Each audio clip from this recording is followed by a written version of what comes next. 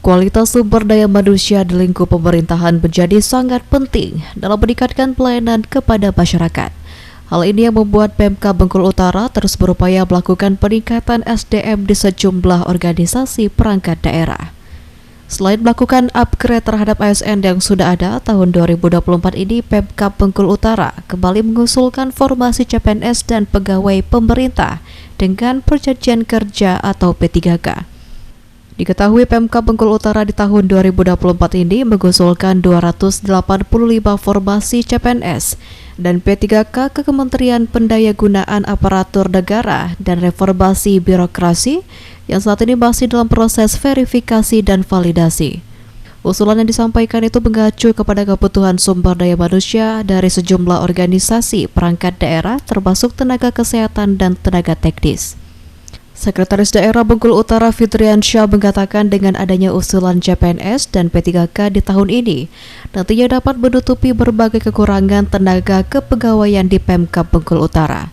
Sebelumnya pada akhir Mei lalu, Pemkab Bengkulu Utara telah melantik 930 P3K, terdiri dari 899 tenaga guru dan 31 tenaga kesehatan.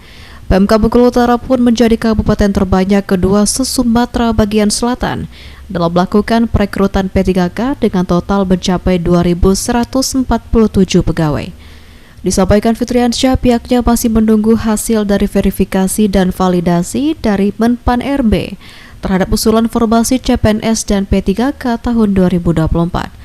Diharapkan usulan yang disampaikan dapat terakomodir dan perekrutan CPNS serta P3K tahun 2024 dapat segera dilaksanakan. Dengan demikian, ke depan diharapkan pelayanan kepada masyarakat oleh Pemkab Bengkulu Utara dapat dilaksanakan dengan lebih baik. Dengan adanya SDM yang lebih baik, serta roda pemerintahan juga dapat berjalan dengan maksimal. Nah, ini kita konsen dengan peningkatan SDM, karena bagaimanapun juga yaitu motor penggerak dari pemerintahan itu adalah sumber daya manusia kita. Tapi memang kita mengakui memang masih terdapat kekurangan di sana-sini. Nah, untuk kekurangan itu yang pertama kita selain mengupgrade dari PNS yang sudah ada, kita juga menerima P3K, baik itu untuk pendidikan, kesehatan maupun tenaga teknis.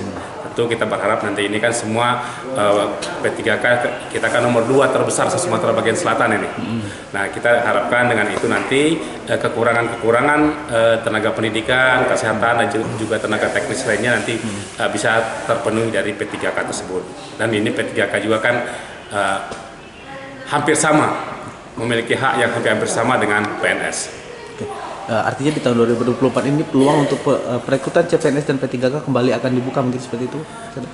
Ini kan memang targetnya kita bahwa P3K itu kan kita harapkan diselesaikan secepatnya. Nah, tetapi tentu terkait dengan formasi segala macam itu kita tunggu regulasi dari Menpan dan BKN nantinya. Oke.